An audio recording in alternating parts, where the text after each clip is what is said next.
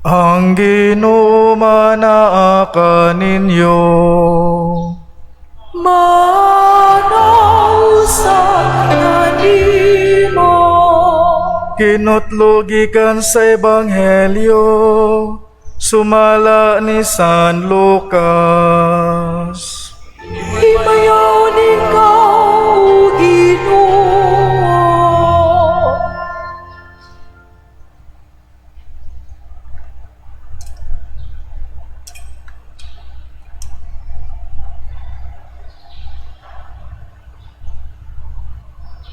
Si Jesus mingon sa iyang mga tinun-an, sultihan ko kamo, bisan kinsay magsugid at ubangan sa katawhan nga siya akoa, mauusab ang buhaton kaniya sa anak sa tao at ubangan sa mga anghel sa Dios.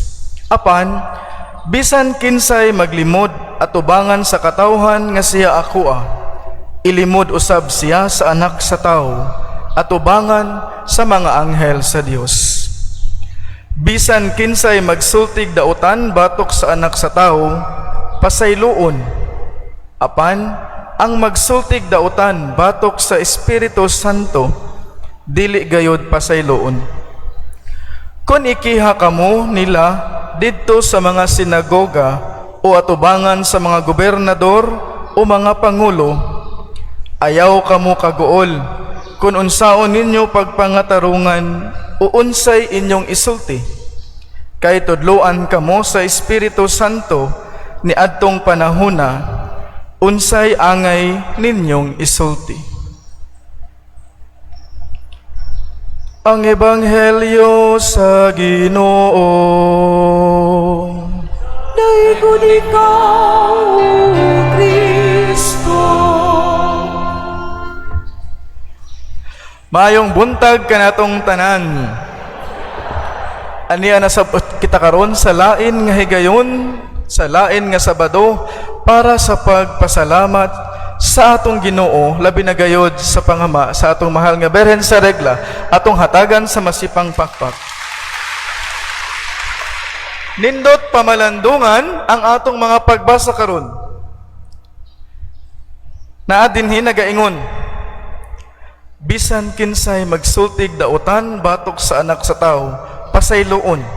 Apan, ang magsultig dautan batok sa Espiritu Santo, dili gayud pasayloon. While reflecting the gospel today, especially the readings of today, this particular phrase struck me. Nangutan ako, unsa man ang buot ipasabot ni ini? Ang makasala batok sa tao, pasayloon. Pero ang makasala batok sa Espiritu Santo, dili mapasaylo or dili pasayloon. Balikan nato for us to have a better picture unsa ang konteksto sa atong ebanghelyo karon. In this particular phrase, balikan nato unsa man nganuman unsa man daybot pasabot aning ang makasala batok sa tao. Kung atong tan-awon mga igsoon sa konteksto especially sa mga Hudyo, ang ilang pag-ila ni Jesus dili Ginoo. Well, in fact, ang ilang pag-ila ni Jesus usa ka tawo lamang. Di ba? Mo nang daghan kay sila nga daghan sila mga dili maayong isulti og dili maayong binuhatan kay Jesus. Kay ngano man, dili man ang ilang pag-ila kang Jesus, dili man usa ka Ginoo. Kun dili usa kini ka tawo. Mo ni siya, kung ato kining tan-awon sa tan-awon, kung ato kining tan-awon siya, ang atong sala sa atong isikataw, dali mapasaylo kini sa Dios. Mapasaylo kini sa Dios. Ang ato lang buhaton, abli kita ug mudawat kita nga magpaubos ug mudawat kita nga kita nakasala ug kita mangayo og pasaylo sa Dios. Mao kini nga ang makasala sa tao mapasaylo kini. Unsa man buot ipasabot aning ang makasala batok sa Espiritu Santo. Nindot mamalandong kita. What is sin against the Holy Spirit? Balikan nato. Tan-awon nato siya. Sin against the Holy Spirit unsa man kini? Una, that you believe or that we believe that God cannot forgive, that God cannot love us. In other words, kita di ay nakasala batok sa Espiritu Santo kung kita karon nagtuo nga ang Dios dili or wala nahigugma kanato. Kung kita nagtuo or kung kita nagduha-duha sa gugma o kaayo sa Ginoo. Maunay sala nga dili mapasalo sa Espiritu Santo. Kay nganong nahiwa man siyang sala. Kay kung kita nagtuo nga ang Espiritu Santo, nga ang Ginoo wala nahigugma nato, nga ang Ginoo dili makapasaylo nato, kita usab dili usab moduol sa Ginoo. Kita usab dili mangayog pasaylo sa Ginoo. Kay ngano man wa man kita nituo. Nakuha nato? Mo kini ang buti pasabot ni ini. Sin against the Holy Spirit, it means we doubt and we don't believe that God loved us so much. We doubt God's goodness and compassion. Kay kung mao kini ang atong panghuna-huna, kita dili na gayud motuo sa Ginoo. Mao kini mga igsoon, mao nang dili kita mapasaylo kay ngano man wala man kitay kanang gitawag nato og pagpaubos, wala man kitay ginaingon nato nga moduol kita sa Ginoo para sa pagpangayog pasaylo o pagpangayo sa iyang gugma. Mao ning sala, mao ning nahimong sala, sin against the Holy Spirit. Kay tungod kita wala nituo og nagduha-duha sa kaayo sa gugma sa Dios. Mao na kung kita mao nang ang atong ebanghelyo karon gipahinumduman kita nga mutuo kita sa dakong gugma og kaayo sa Ginoo. Kay ngano man kung kita mutuo sa dakong gugma og kaayo sa Ginoo, ang atong binuhatan mosunod usab. Himan hindi ni sa atong ebanghelyo gipahinumduman kita. Kung kinsa katong ingon din ni bisan kinsay magsugid atubangan sa katawhan nga siya ako mauusab ang buhaton kaniya sa anak sa tao atubangan sa mga anghel sa Dios. Apan bisan kinsay maglimod atubangan sa katawhan nga siya ako ilimod usab siya sa anak sa Dios. In other words, sa atong ebanghelyo karon kita gipahinumduman. Tan-awon nato ang atong kaugalingon sa atong pagpuyo sa atong kinabuhing Kristiyano, Katoliko. Ang ato bang mga binuhatan, ang ato bang mga sinultihan, nakita ba kanato ang Ginoo? Hinumdumi nga kung kita wala nagsulti ug nagpadayag nga ang Ginoo anaa atubangan sa atong kaugalingon, atong gilimod ang Ginoo ug kita usab ilimod. Mao kini ang challenge kanatong tanan. Mao na mga igsoon, mamalandong kita sa atong kinabuhi, sa atong pagpuyo sa atong tinuohang Katoliko. Ang ako bang kaugalingon? Ang ako bang kasing-kasing? Ang ako bang sinultihan? O ang akong pagpuyo isip usa ka Kristiyano, nakita ba si Kristo dinhi sa akong kinabuhi or wala? Kay kung nakita si Kristo dinhi sa atong kinabuhi, kita usab i-recognize sa Ginoo atubangan sa mga anghel sa langit. Kay kung wala nakita si Kristo dinhi sa atong binuhatan, usa giingon sa ebanghelyo, ako usab kining gilimod. Mao na sa atong pagpadayon karon, mamalandong kita ug mangayo kita sa grasya sa pagpaubos, sa grasya sa pagtan-aw sa kaugalingon. Unsa man kaha ang akong mga binuhatan? Sa ako bang mga gibuhat karon? Nakit-an ba ang Ginoo kanako or wala? To end my reflection today, I want to end it with a story. Nabasa na ko ni nga storya para nako nindot usab pamalandungan.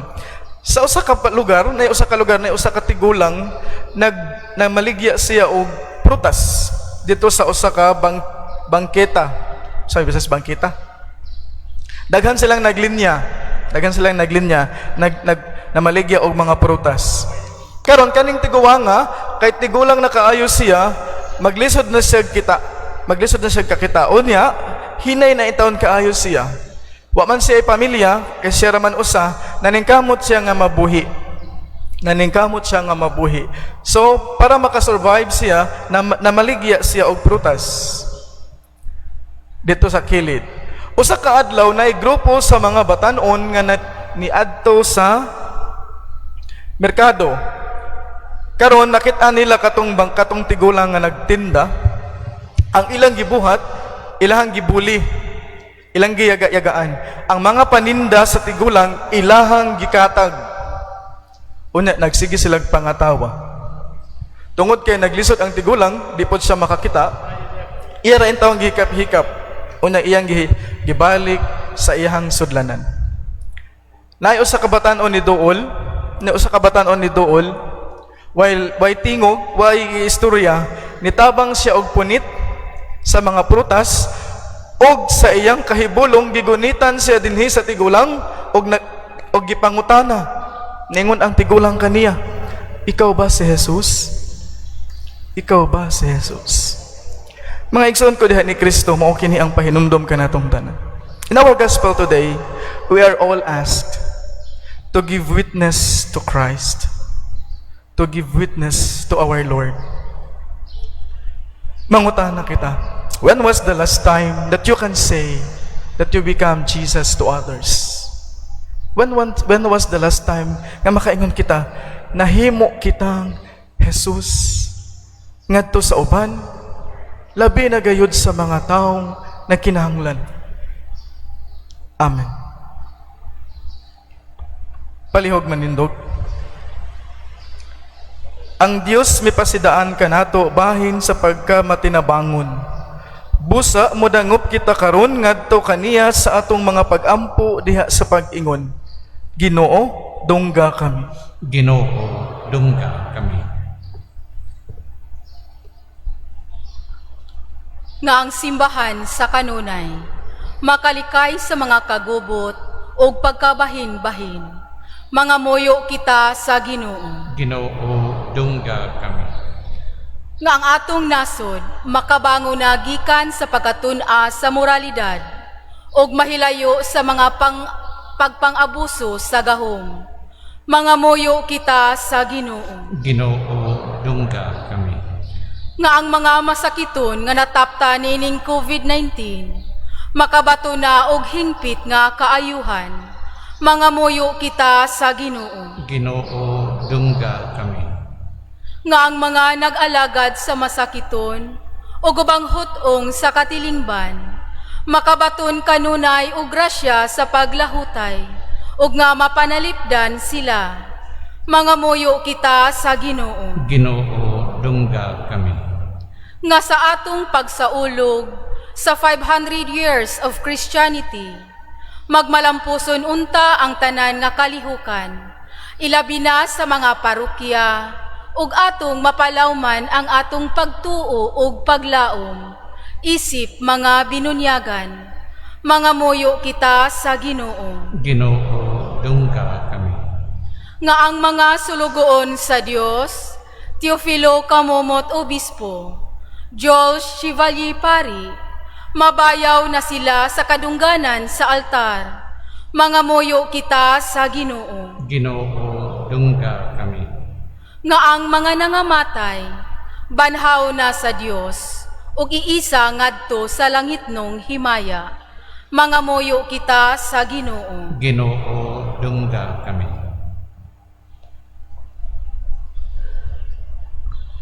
Ato usab karong hinumduman ug iampo ang atong mga igsuon nga labawng naapektuhan tungod sa pandemic, nga unta ang Ginoo maghatag kanilang mga grasya nga giilang gikinahanglan sa matag adlaw.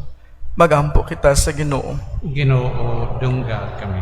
Ato isa biampo ang mga kabatan-onan nga karon na malandong, naminaw sa tawag sa Dios, nga unta kung sila makadungog sa tawag ug imbitasyon sa Dios, dili unta sila magmagahi nga mosanong sa imbitasyon. Labi na gayud sa bukasyon sa pagpari o pagmadre, magampo kita sa Ginoo. Ginoo, dungga kami. Sa hilom atong ihangyo og pangayoon sa Dios ang atong mga personal nga mga katuyuan.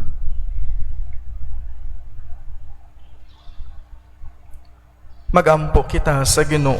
Ginoo, dungga kami. Amahan, nagmatinud-anon kaming nangayo sa imong grasya ug milaom sa imong gugma. Himua nga maambit namo ang kapuno sa imong grasya. Pinaagi ni Kristo among Ginoo. Amen.